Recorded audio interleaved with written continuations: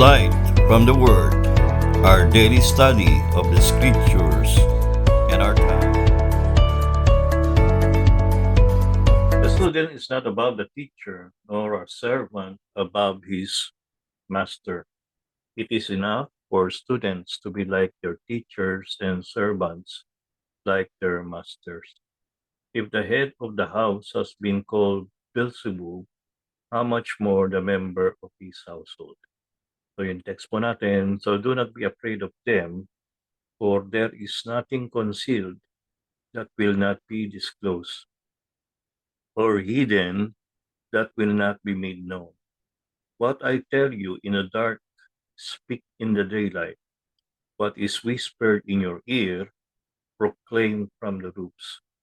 Do not be afraid of those who kill the body, but cannot kill the soul. Rather be afraid of the one who can destroy both soul and body in hell. Are not two sparrows sold for a penny? Yet not one of them will fall to the ground outside your Father's care. And even the very hairs of your head are all numbered.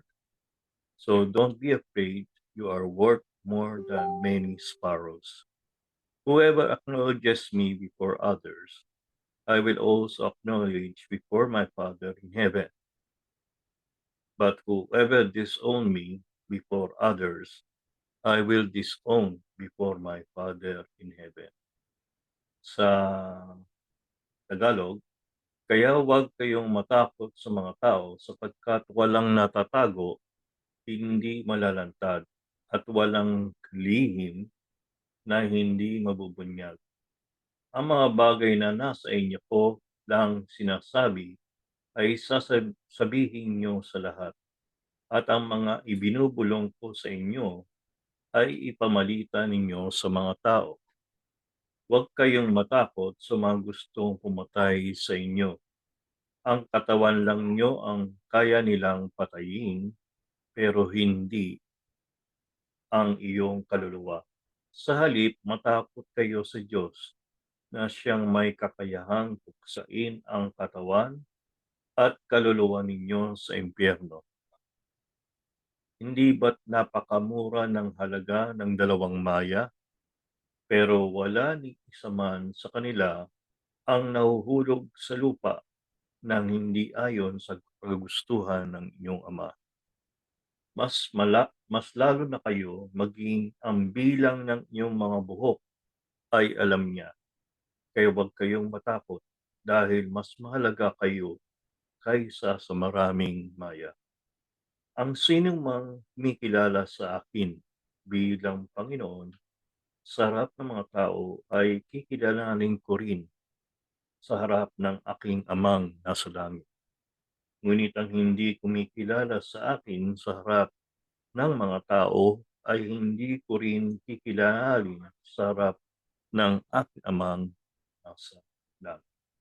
So, na-mention natin last week na yung original na mission discourse na nagsimula dun sa pag-appoint ni ating Panginoong Hesus dun sa 12 apostol at tinukoy niya yung kung saan pupunta ang mga apostol, ano kanilang dadalhin at gaano sila magtatagal at eventually ay mukhang ang ginawa ni Mateo ay yung mga sinabi ni Jesus na tukoy lang dun sa saktong pinapayo sila nung naging apostol sila, ay sinama na niya yung mga sinabi rin ni Jesus doon sa mangyayari sa AD 70 kung saan dumating ang Panginoon at yung mga pag-uusig na nangyari sa kanila doon sa 12 at mapapansin natin na habang pahaba yung sinasabi ng Panginoon, ito ay tumutukoy na rin doon sa lahat ng mga Kristiyanong mag-share o magiging disipulo ni Kristo. So, maabot na siya doon sa last day. Kaya, so, in between the time na andito ang Panginoong Hesus hanggang dun sa pagdating niya ay nasakop ng mission discourse. So, madaming pwedeng discuss tayo pero ipo-focus ko lang yung sa tatlong bagay. At ang pinaka-main natin na verse ay yung tungkol sa Maya, the Sparrow, dahil napaka-powerful na version kung sa ating pag-uusapan. So, unang-unang point natin ay yung whatever I tell you in the dark, speak in the light. And what you hear in the ear, preach on the housetop. So may mga bagay dun sa 26, minsan ay meron niyang other version na yung sinasabi naman ng Panginoong Hesus ay tungkol doon sa pagkakasala. Ibig sabihin, may mga sinasabi ka na akala mo sikreto, pero eventually, pagdating ng Panginoon, ay malalaman ng lahat. Dito naman ay may mga bagay na sinabi si Jesus sa mga apostol na hindi niya agad pinarating o pinasabi na sabihin sa lahat. Brother Sunny, nadidinig mo ba ako? Brother Sunny, check lang ako. Opo. Mag-iisa ka ba lang ba dyan? Andito po kami pamilya. Okay. So wala yung mga college boys. Wala pa nadating, wala pa. Ganun. Di pasok pa ba sila? Wala na po. Hindi, kasi nakita ko nagbasa si ano eh. Sino yung nagbasa kanina? Basta may nagbasa eh. So, yan ko lang. Okay. Tuloy natin. Okay. Sige po. Tuloy lang natin. Okay. So, andyan si Day pala, no? Sabi mo, pamilya eh. Yes po. Sige. Okay, thank you. Okay. So, sinasabi ngayon dito sa mission discourse ay merong sinabi ang Panginoong Hesus at niliwanag niya sa mga apostol at disipulo niya na sa una ay hindi niya sinasabing ipamalita o ipaliwanag ng mabuti dun sa mga ibang tao. In fact, kasi hindi nila maiintindihan eh. In fact, kanina nga, usap kami ni Paring Brand dun sa isang pinost ko na dumating ang Panginoon hindi para magdala ng kapayapaan, kundi ng sandata o ng sword. Tinanong niya sa akin kung kailan ba sinabi ng Panginoon yun. Eh sabi ko, sinabi na ating Panginoon yan bago niya matagal pa siguro isang taon pa, bago pinutulan ni Pedro yung tenga nung servant ng high priest. Kasi hindi naman naiintindihan nila na ang kaharian ng Panginoon ay dadating muna dun sa sitwasyon na kung saan mamamatay si Jesus. Kasi ang concept pa rin nila at na ang pagiging Messiah niya ay yung parang revolutionary, parang kay David na mananagasa at uubusin ng mga kaaway ng Israel. So ganun pa rin ang isip nila. Kaya dito, hindi pa niya sinasabi na dapat paliwanag. In fact, dapat mangyari muna na siya ay mamatay at mabuhay na muli kasi hindi yung verse 28, 29, 30 ay hindi na maintindihan. They would not understand how significant na hindi lang body ang pwedeng patayin, ngunit the Lord or His Father can destroy both body and soul in hell. So, yun ang ibig sabihin ng whatever I tell you in the dark, speak in the light. And what you hear in the ear, preach on the housetop. Alam naman natin yung mga parabola at yung ibang kawikan ng Panginoon ay ang paliwanag ay nakalimit dun sa 12 apostol o yung ibang disipulo. Kasi hindi niya pinapaliwanag pa hanggang hindi nangyayari yung importanteng bagay ng, panahon ng Holy Week. So so may mga bagay na ganyan, tinatago ang Panginoon at naghihintay ng panahon para paliwanag, okey? So, yan ang isang sample na, katulad ni Luther, nabasa ko kanina tungkol kay Wycliffe at saka John Huss, na may mga bagay silang tinuturo sa mga disipulo nila, eventually ay sila ay maghahayag sa maraming tao. Tayo naman ay hindi pa nangyayaring gano'n, hindi naman gano'n karaming tao. Siguro ako, i-preach ay 100 to 200 lang na dating ko. Hindi naman tayo mega church na umaabot ng libo at, hindi naman nangyayari na katulad nila Billy Graham na milyon ang yung crusade ng nakikinig sa kanya. Pero yan ay mangyayari na may mga bagay na akala natin na hindi tayo magsasalita sa harapan ng tao, pero, um, merong iba magkakaroon ng pribilehiyo na magsalita sa harapan ng maraming tao, magpaliwanag, hindi lang yung sabihin kundi paliwanag ang ebanghelyo, paliwanag ang tungkol kay Jesus, ano ang kanyang ginawa, ano ang ibig sabihin ng kanyang kamatayan at pagkabuhay na muli at yung kanyang nasa kanang kamay ng Panginoon, si si Jesus, ang kanyang Ama. Sandali lang po, mukhang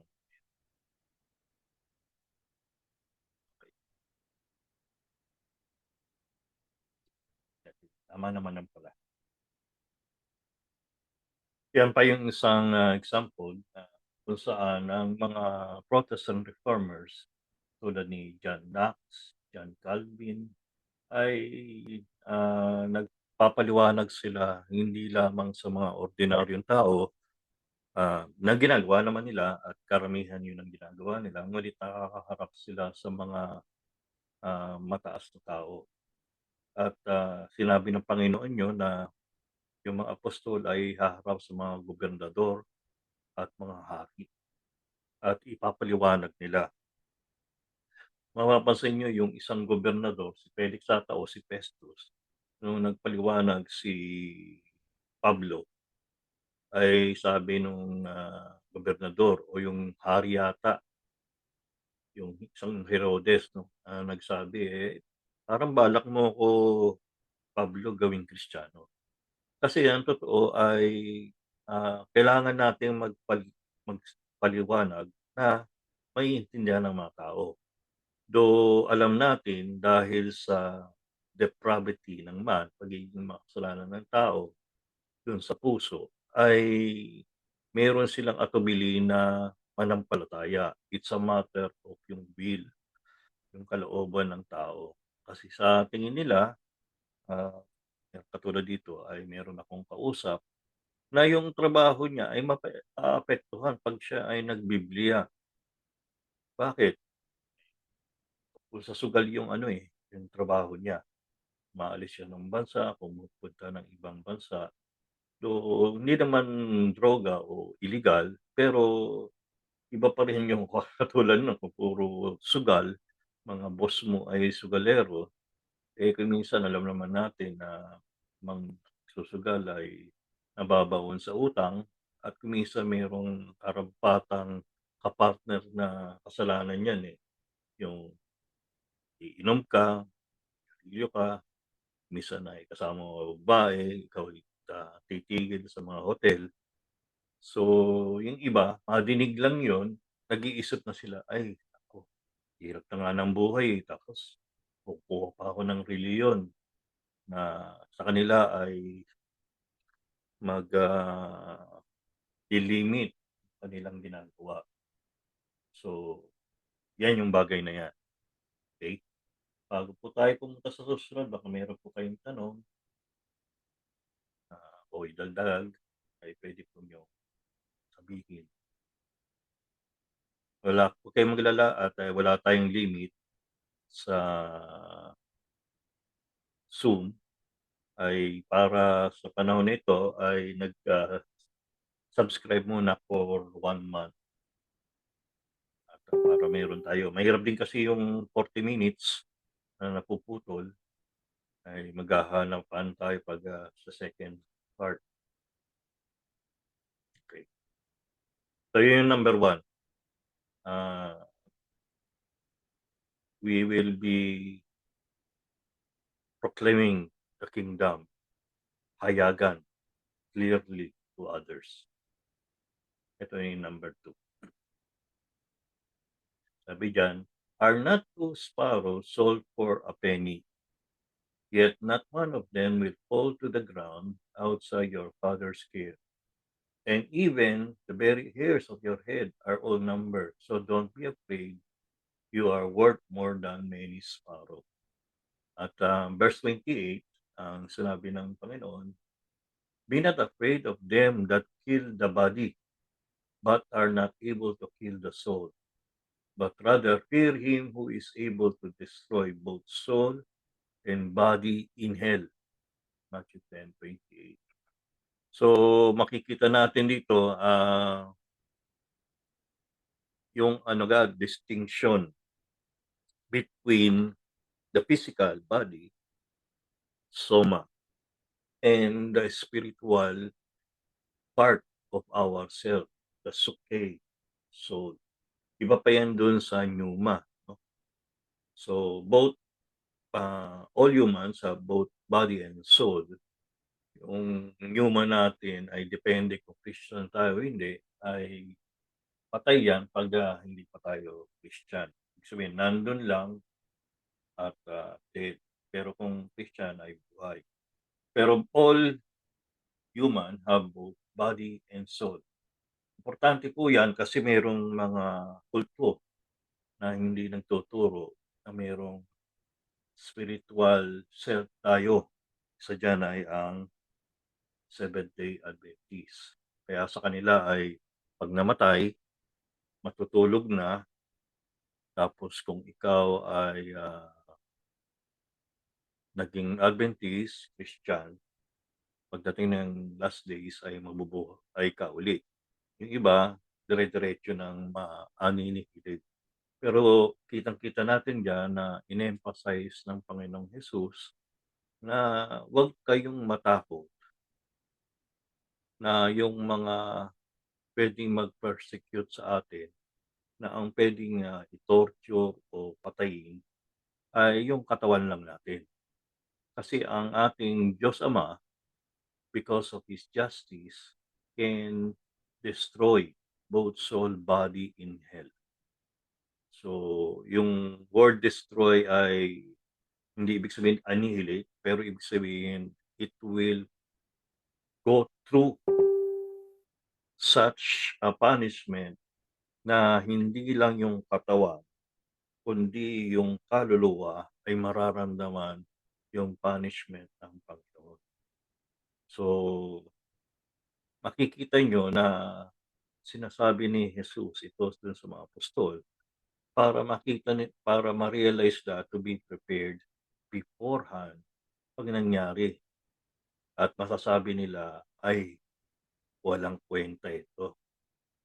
Mas nakakatakot ang makita at maiwan ka doon sa mga hindi nakakilala kay Jesus at hindi ka nagtitiwala sa Kanya. Okay. Ngayon, punta tayo doon sa word na penny kasi yun ay King James Version. Kaya parang English coin. Pero ang term nun ay yung Greek na asarion. Yun, yung minimension na penny. Siya ay worth 1/16 of a denarius. Ang denaryo kasi ay yun yung coin o worth ng isang araw na trabaho. Ngayon kung 116 yon ay kinonvert ko na lang, pinakamadali, more or less 500 per day ata tayo. So, nasa ₱32 yung worth ng penny. So, lumalabas, ₱32 lang yung Sparrow, yung Maya, kasi maliliit lang naman yun, eh. Ang sabi ng Panginoon, kasi kanina rin nakita ko, lumabas kami ni Mabel. Pagdaan namin dun sa isang kalsada, ang daming Maya na ano, tumaba sa kalsada. More than 20 ata rin yun, eh. Kaya sabi ko, "Wow." At naalala ko nung tayo dito na, ibig sabihin lahat noon ay may hawak ang Diyos. So, 'pag may lumilipad sila ay hindi nangyayari na hindi niya alam 'to at, na he care about them. So, ibig sabihin walang mamamatay sa kanila na hindi alam o labas sa hawak ng Panginoon. Ang ang tawag nito ay comprehensive sovereignty at ayaw kong discuss mabuti yon dahil, mababaon tayo sa ang daming tanong kasi hindi naman ini-emphasize ng Panginoon yung ibang bagay. Ang i-emphasize niya usually sa comprehensive sovereignty ay yung kanyang care sa kanyang mga anak. Paano natin masasabing mga anak niya? Kasi ginamit ng Panginoong Hesus yung word na your father's care. Isipin niyo yun. Tinukoy na ni Jesus na ang inyong ama. So sino yung inyo? Di yung mga apostol and by extension ay tayo. So, yung nangangalaga dun sa mga maliliit na ibon ay ang ating ama at walang bumabagsak dun na hindi alam ng ating ama. Yung susunod ay puwede naman akong mag-joke, puwede kayong ngumiti diyan kasi and even the very hairs of your head are all numbered. Kasi 'pag nakikita niyo 'pag tayo nagpe-pray, makikita niyo kumukonti na yung buhok ko 'no. Mas mabilis mabilang 'yan. So, medyo uuwi lang, oo nga. Pero ibig sabihin, miski yan, nabibilang ng Panginoon. So, sa tingin ko mas ano ba tawag dito, we appreciate yung something we are losing, eh. Kayong mahahabang buhok, walang pakialam kayo kung mabawasan kayo ng isa. Pero 'pag kami, nababawasan ng pagganon yung aming ano, eh, nagre-recede yung aming hairline, ay alam din ng Panginoon yung bagay na yan. At ang sabi diyan, ang inyong ama. Isipin mo, ang ating ama, dahil kay Jesus, ay nangangalaga sa atin. So, 'wag daw tayong matakot dahil mas mahalaga, worth more than many sparrows tayo. So, yung maliliit na maya ay alam ng Diyos, mas mahalaga pa tayo sa maraming maya-maya na nakikita natin. So, we take comfort na maski anong mangyari ay ito, tulad nito ay ano nito, bala na natin 'to, armament na natin 'yan sa mga negative talk na puwedeng ibigay ng kaaway sa atin. Na 'pag may nagkukulang sasabihin, "Nakakalimutan na nga ata ako ng aking Diyos Ama." Hindi, hindi tayo kakalimutan. May mga bagay lang tayong dapat, alamin yung wisdom kung bakit nangyayari yung mga bagay na yun. Pero yung sasabihin mong, hindi niya alam o wala siyang pakialam, hindi yun totoo. Alam niya, may pakialam siya at siya ay ang Ama natin nasa langit. So, yung point number 2. Meron pa bang, idadagdag o kaya itanong? Puwede po kayong magtanong. Bago pumunta tayo dun sa number 3.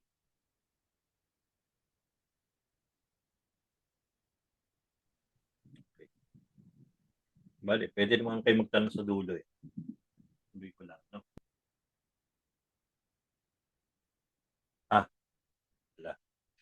Ito yung mga example ng mga tao na persecuted, they are martyred. Yung una ay si ewan ko matuturo ko ng mabuti diyan, ay si John the Baptist nung siya ay pinutulan ng ulo at yung mga unang Kristiyano na pinapakain sa leon o kaya ay ginagawang ilawan sa krus. Sila'y sinusunog ni Nero. At, miski sa panahon natin, mas lalo nung madami ang may ISIS, yung pinupugutan ng ulo, 'pag minsan ay isa ka na lang, hindi mo nakikita, kayo lang do'n. Akala mo hindi ka natatandaan ng Diyos mong nasa langit. Alam niya, may pakialam siya at siya'y babawi. Ito yung mga bagay na sabi ko lang at, dahil totoo, dahil madalas na nadidinig ko, God love the sinner, He hates the sin, which is not true. Kasi ang tinutukoy na God loves the sinner who repented and trusted the Lord Jesus Christ because they are the elect. But those who are reprobate, who will never turn to God, who will curse God, who will remain in their sin, God hates those sinners, and more so for their sins na dinadagdag nila araw-araw. So, pero sa atin, kilala niya tayo, may pakialam siya sa atin. Kaya sabihin natin sa ating mga mahal sa buhay at sa mga anak natin, alam ng Diyos, mas importante ka sa mga bagay. Finally, at ito ay significant sa akin dahil a year before I was converted, ito yung kwento ko nito pero ulitin ko na lang.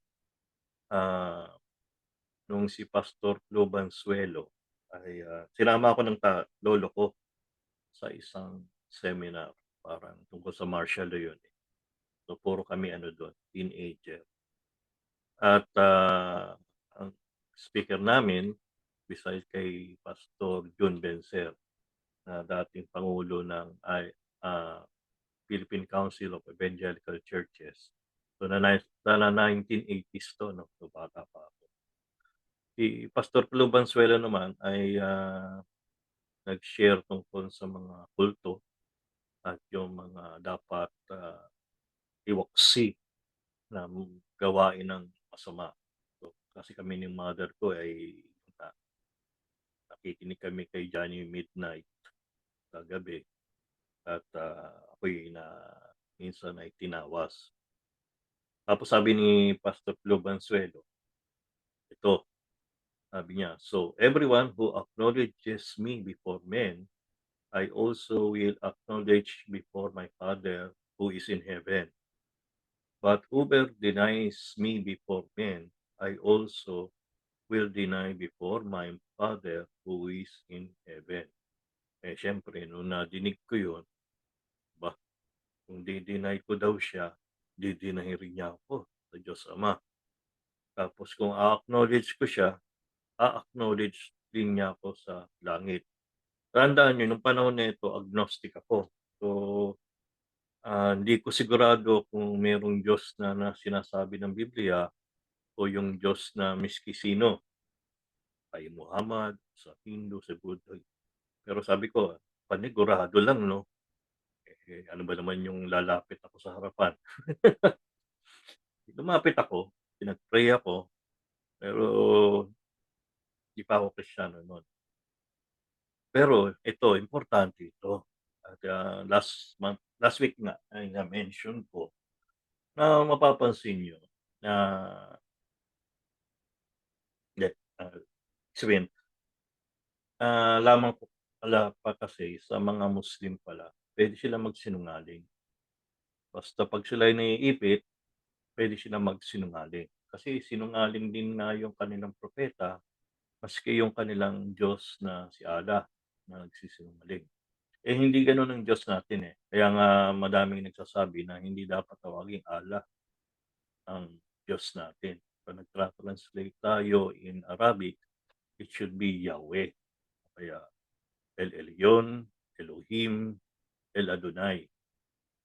Yahweh yung talagang pangalan at siyempre dahil New Testament alam na natin si Joshua o si Jesus ang mismong pangalan ng Panginoon. Ang sinasabi diyan ay hindi mo puwedeng ikatatwa ang Panginoon sa harapan ng tao, kundi ikakatuwa ka niya sa harapan ng Diyos Amang nasa langit. Yung isang Lucan version ay nakalagay pa, Father in heaven and His angels. So, saka ko na siguro di-discuss yun, pero more or less ay, hindi pala puwede ko na mention yun sa Sunday kasi ang message ko ay The Message of the Angel. Part ng ministry ng mga angels ay to announce and to warn at, yun ay, stewardship nila. Kaya 'pag ikaw ay tinatwa sa mga anghel sa langit, ay saan ka magtatago? Napakaimportante 'yun, sa ating Panginoong Jesus. So, dapat kang matakot 'pag ikaw ay itinatwa sa harapan ng Diyos Ama na nasa langit. Meron ata akong picture dito. So, kung ikaw ay, anak ng tatay mo o nanay mo, tapos ikaw ay napunta sa isang salo-salo, isang, wedding event, tapos, "Oh, pakilala mo naman yung mga anak mo." Sabi, okey, pakilala mo anak mo. Ito si Raywell, Ariel. "Oh, kulang, Aba, yung dalawa, "Ay, hindi ko anak yun." Isipin niyo, 'pag, sinabi niyang hindi kayo anak, ay parang ang tindi nun. Hindi ka kinikilala ng iyong tatay na anak ka. And as we can see na there is no option na sinasabi diyan, ay puwede ka naman magsinungaling ngayon, bawiin mo na lang sa susunod. Walang gano'n. So, ang talagang, Kristiyano ay walang biro-biro pagdating sa pagpapatotoo sa bagay tungkol kay Jesus at sa kanyang Ama. Tandaan natin 'no, ah, 'wag niyo lang niyong ikokontra sa ating alam. Unang-una, we are elected in Jesus Christ. Once we, accept the Lord Jesus Christ as Savior and Lord, we are justified and we are assured of heaven. In fact, besides that, merong change na mangyayari sa atin. Kaya nga dapat, hindi mangyayari yung magtatanong, "Puwede ko bang i-deny muna tapos, 'pag nakalagpas na, saka ko babawiin na." Dito wala talaga, you cannot deny, you cannot deny. Ah, puwede ito lang masasabi ko, ito ay talagang pagsasalita o pagsasalita na ikaw ay, naniniwala, nananampalataya kay Jesus o ikaw ay nagtatakwa sa kanya. Mabuti pa siguro tumahimik ka na lang kung ikaw ay merong agam-agam, pero you cannot do it verbally. So, pero mas magandang sabihin ay since hindi natin dapat katakot yung papatay sa atin, kundi yung mismong pwedeng mag-destroy ng body and soul, we should acknowledge Jesus and our Father in heaven before men. Yan.